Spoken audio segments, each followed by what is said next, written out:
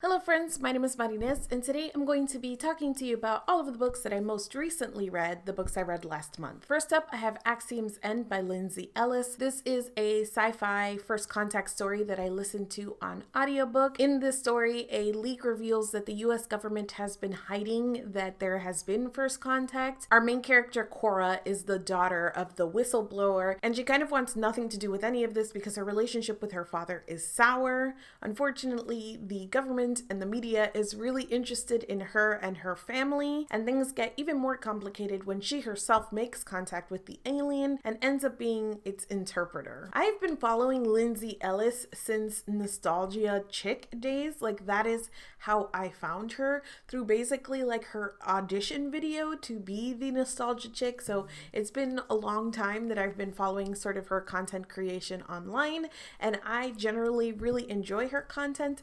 The one glaring example is that I'm still mad about this video.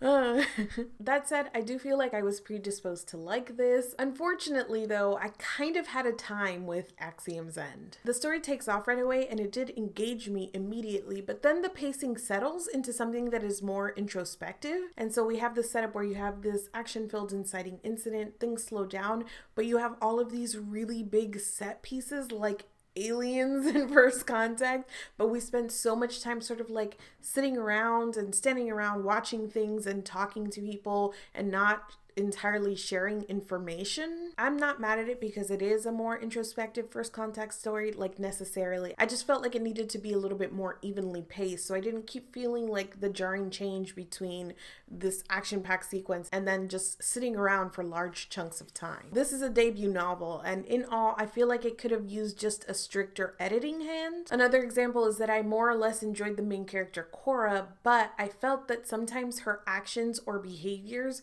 were more in service of the plot than true characterization. Like the way that she reacted, her bravery levels, it was kind of all over the place in a way that felt to me more like this is what the plot calls for than like character growth or a true character arc. And I feel like with some editing that also could have been tightened up and really paced along the story so it didn't feel like what does Cora need to do now, and that's what Cora was doing. It's clear to me that Ellis gave a lot of thought to her aliens, their society, their function, their mechanics. I will admit that even though this might be a me thing, or as a consequence of that uneven pacing and the fact that we were just kind of sitting around a lot of the time, I got a little bit lost in a lot of the terms and the relationships between the aliens. Like, she was throwing a lot at us in terms of those mechanics, and some of it went over my head. And I think that because of that, in the final showdown, there were things and connections that I might have been missing because I missed like a definition early on. I will say that I did enjoy hearing Cora, and by extension Ellis, sort of muse on humanity and this idea that relationships between aliens and humans couldn't work if their morals don't align, and how there would always be like one of the races or species or societies that would sort of absorb the other with those unequal morals. So that was all interesting to me. I also thought that the relationship between Cora and Ampersand was fascinating and also very, very Ellis. I did enjoy that piece of it. I can see that also bothering other people and also maybe being not totally convincing for how their relationship develops, but I was okay with it. Mostly because it was mesmerizing, like I couldn't look away. I would continue reading in the series, and I think Ellis as a writer will get stronger, but for Axiom's End, I did end up giving this like 2.75 out of 5 stars. Next, I read The End of Everything Astrophysically Speaking by Katie Mack, which is a nonfiction book that I read for Nonfiction Book Club that's run by Nicole and Deboki, and I will leave the link to their live show in the description. Katie Mack is an astrophysicist, and in this book, she basically lays out different theories for how the universe will end. I enjoyed it. I did enjoy it, but again, this is another one where a lot of it went over my head because as well as I felt like Katie Mack was trying to explain physics to me, I was never going to absorb all of the information that she was trying to impart. But the thing is that I think that she did so in an engaging manner. And this was really interesting from the perspective of hearing somebody really passionate about something explain something to you. I had fun hearing Katie Mack try and get me to understand how the universe is going to end. I mean, the theories themselves, the base theories, I understood. And sort of thinking through that, like that thought exercise of the end of the world was interesting. And then at the very end, she kind of brings it back around to the why. And the reaction of different astrophysicists and physicists to this idea of like studying the world ending and what that means. And is it sort of like whatever, the world is ending anyway, like we're on that track, or it's so far out that you don't really see it personally affecting you, or some people who have like the sense of like, I don't know, the bigness of this idea that our universe could collapse upon itself in a number of ways. It's definitely a book unlike I had read before on a topic that I'm not well versed in or familiar with, so I enjoyed my time with it. I wouldn't want to be like quizzed on any of the information on it. I'm not sure that I would necessarily reread it, but I would read more from Katie Mack if she came out with something else. So yeah, I'm glad I read it overall, and I ended up giving this like 4 out of 5 stars. Next, I read Catherine House by Elisabeth Thomas. This is a Gothic horror novel that I also listened to on audiobook. I had seen some hype on BookTube, and then other people, you know, it was one of those things that I saw people really loving it, like favorite of the year status sort of thing, and other people really not understanding the hype. So that's kind of the knowledge that I went into it with. Catherine House is this sort of elite school, and the whole like premise is that you go in, your room and board is paid for completely for the 3 years that you are there. It's liberal arts in nature, so you have like different areas and fields of study, but you have minimal to no contact with the outside once you are in Catherine House. Like you are there and fully immersed for the 3 years that you are there,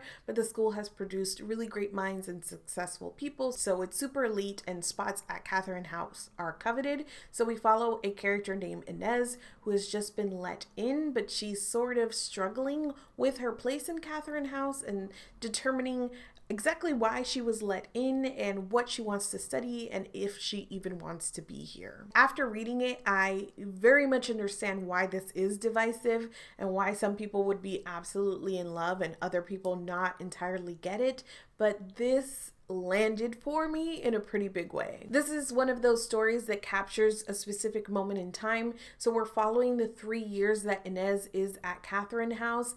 And so it isn't plot heavy in terms of having like driving action or even a driving mystery necessarily. Like things are mysterious at Catherine House, but we're not really setting off to figure anything out. We're just watching Inez experience things, and along the way she does learn things about Catherine House and what they're studying exactly and the whole setup there, but that isn't sort of like the driving factor of the plot, or that's not how it felt to me. It was very much more like time focused, like we're gonna watch her for these 3 years and we're going to experience what she experienced, and those sorts of plots are not for everybody. Sometimes people need stronger plots and more momentum or forward action in order to get through a book, so that might be divisive here. It's easy to trick yourself while you're reading into believing that we are like solving a mystery, because again, it is mysterious, but Catherine House is an institution that exists before Inez gets there, and it is one that exists after she leaves. So there isn't that sort of like resolution or breakdown of anything. Everything is sort of the same, and we just watch Inez's experience with it. Inez herself is an apathetic character, and I know that that is like not everybody's jam either. There are a lot of ways in which she's not exercising a lot of agency here, and it is part of her story. This is a dreamlike story, and she moves through it in a very dreamlike way.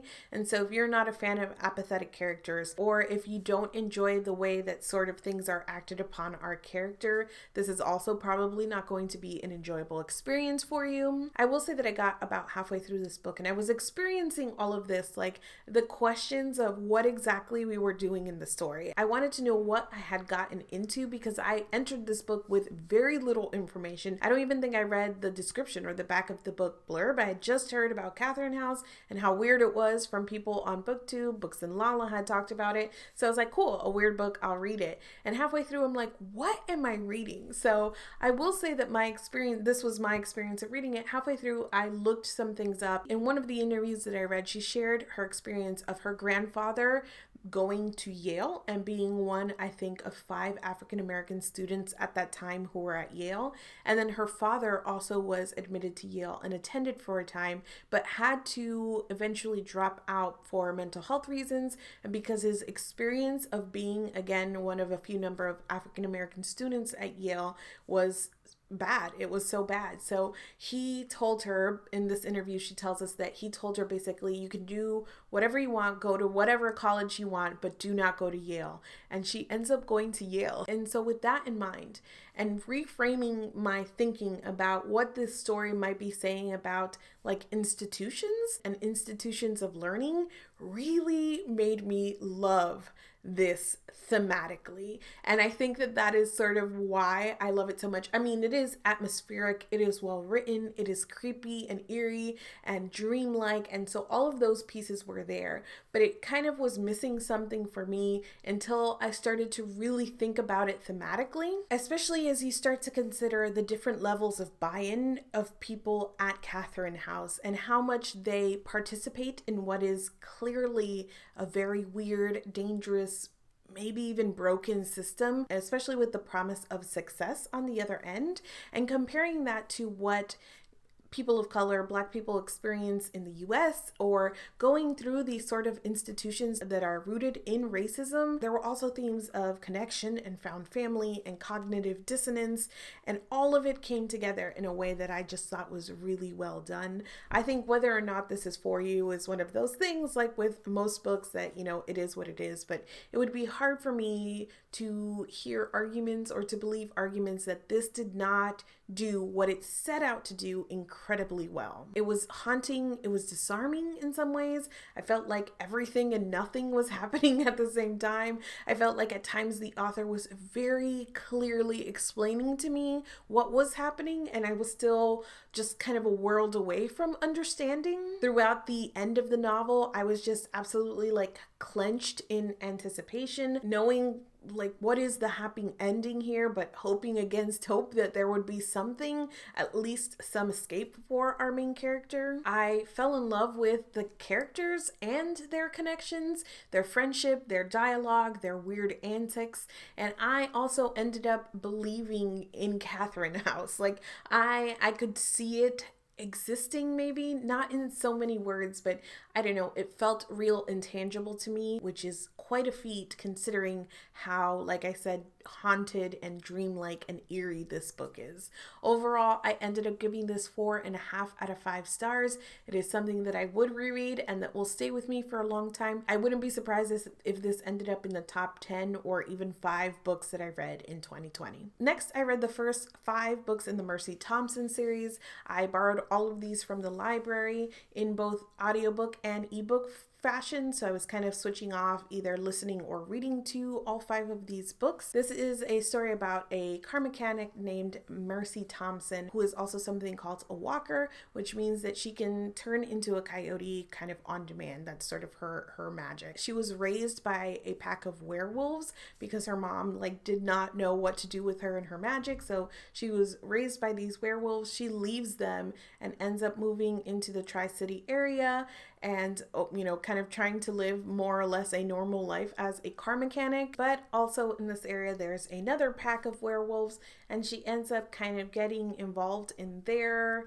politics and everything, and also their alpha is kind of in love with her. So throughout the 5 books, we watch her kind of engage with different sort of standalone mysteries, and there's also a lot of continuity throughout the 5 books as well. So I've talked about these books before on my channel because I've read the first 3 before, and this is a content warning more than a spoiler, but if you don't want to hear anything at all, there are timestamps in the description. But at the end of the 3rd book, Mercy is raped, and it is a scene that is not like gratuitous in terms of like how graphic it was, but it was really like, I don't know, impactful. It really takes you through it with Mercy. So at the end of that book, I was kind of questioning sort of the role of the assault in the book, and also worried about how it would be handled going forward. And I had talked about that in a video, and a few people assured me that the author Patricia Briggs dealt with it in a really thoughtful manner in books going forward. So since I had been in a mood for rereading and for urban fantasy, which is kind of like, I love rereading urban fantasy anyways, but I reread those first 3 books and I finally moved on to book 4, and then I read book 5 as well. So I've read 2 additional ones. I will say that there were certain things about like sort of that whole plot that still were like not my favorite things, especially in terms of like some of Mercy's like feelings are communicated through somebody else, and it happens to be another man inside of the pack, and he is a survivor of sexual assault as well. So it makes sense why he's sort of, you know, saying what Mercy can't say at that point. The optics of it were just a little bit weird. That was the only like one thing that stood out to me.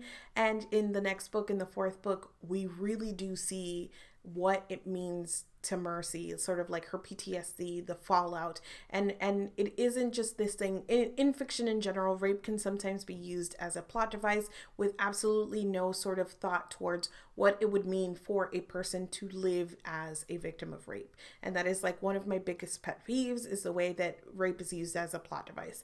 This did not do so. That said, these have been solidly like 3 stars for me in a way that is like not bad. I enjoy each and every one of them. I read them quickly. I love Mercy and a lot of the supporting characters. I've grown to love Sam, the character, so freaking much.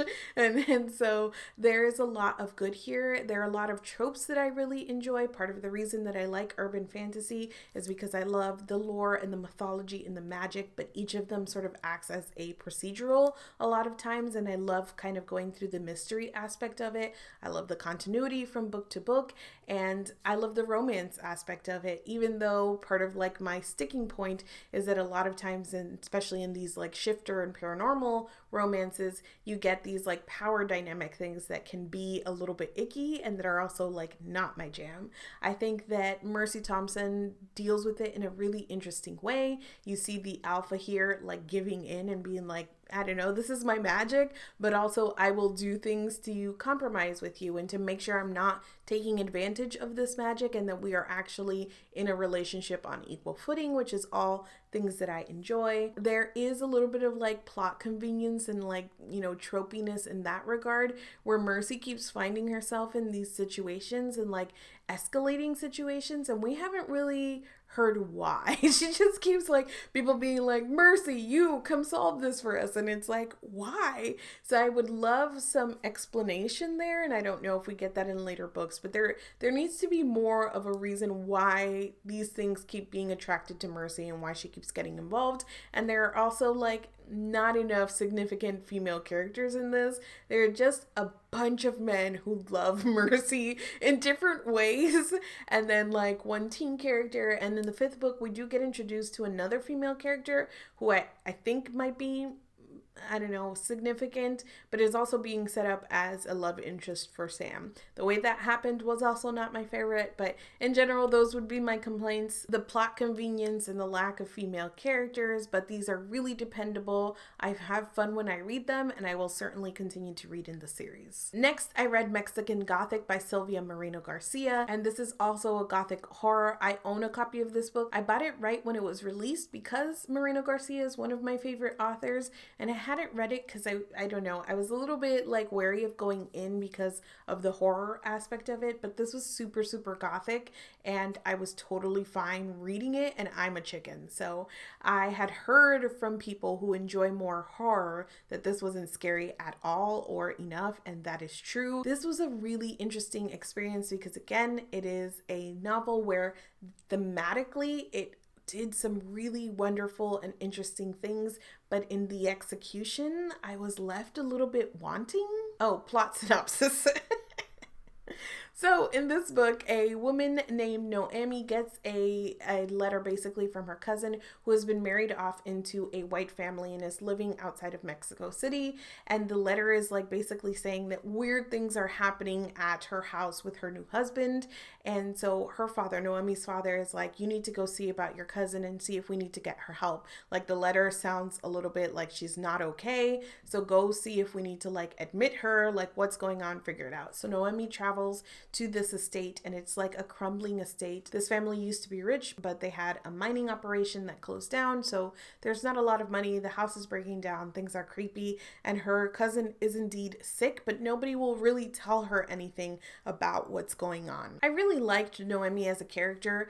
I enjoyed watching her navigate this mystery and sort of her loyalty and her characteristics, and also operating within sort of the parameters of her society and what was acceptable for her to do, and exercising the agency she did have, but still being under the rules of this house and this family, and having the threat of like, you know, her father and what would people say if they found out, sort of thing, and dealing with all of that. What I like about Moreno-Garcia is that she is absolutely brilliant with descriptions, and I think that this did so well in one regard. The description of the house itself and all of the spooky ooky things that were happening were just really wonderful and vivid. And I'm not like a great imaginer, but I feel like through her descriptions I could see the house and I could see the mist and the mushrooms and all of the details of that. That said, I feel like the descriptions really weighed heavily on the house and sort of the tangible things, but there wasn't any description of like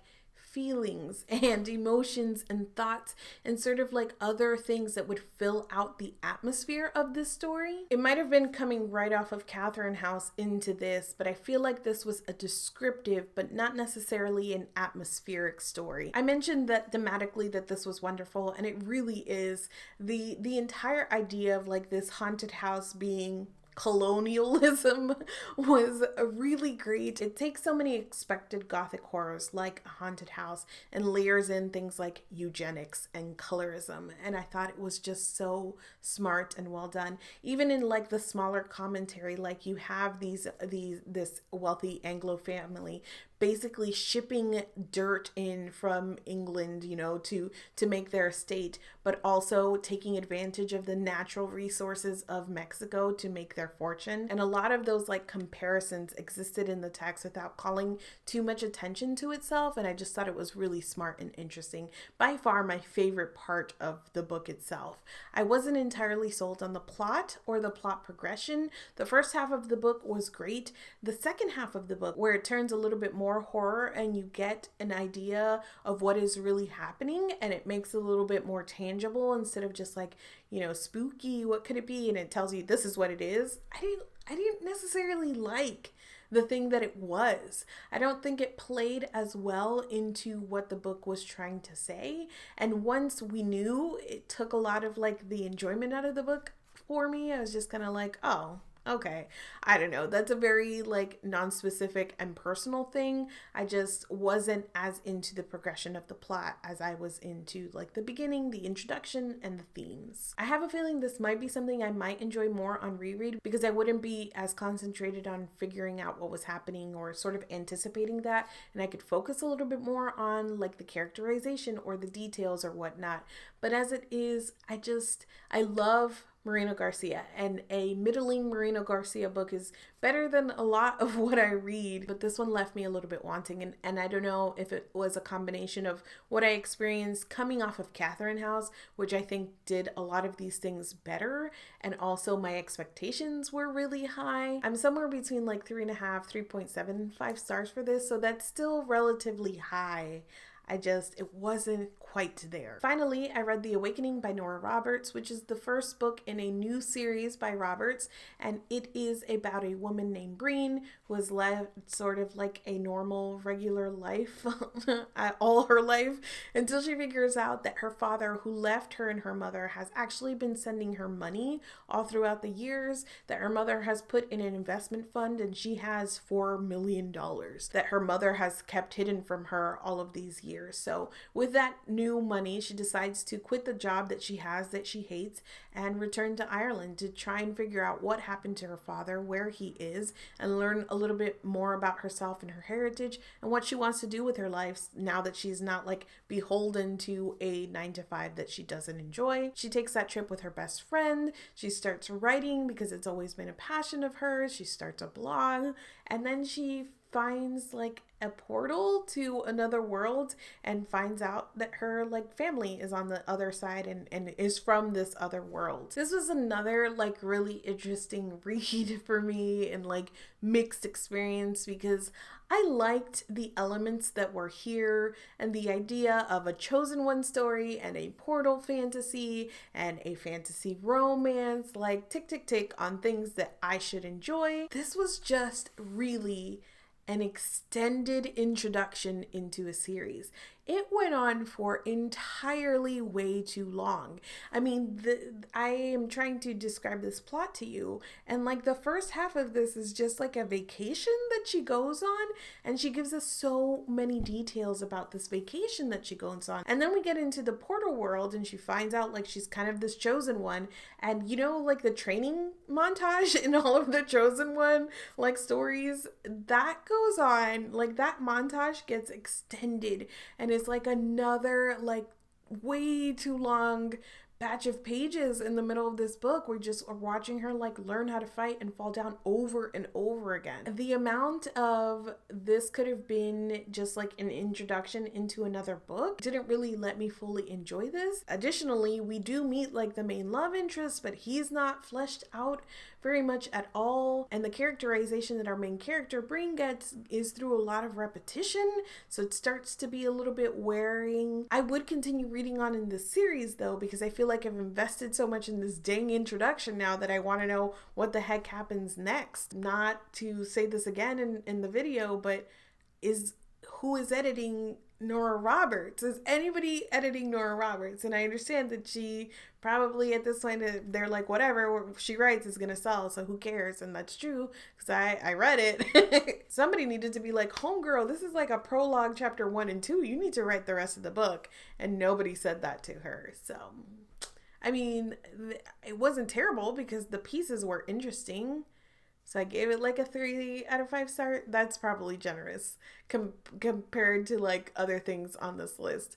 A 2.75 out of 5 stars. I don't know where these 0.75 star ratings are coming from, but I'm feeling them. That's it for me today. If you have read or would like to read any of the books that I've mentioned, let's chat down in the comments. I feel like I should add something else here, like updates. Where have I been? What's going on? I don't know. Those are all good questions. Thank you so much for watching this video, and I will see you guys soon. This was a really interesting, it wasn't bad. It just was really weird.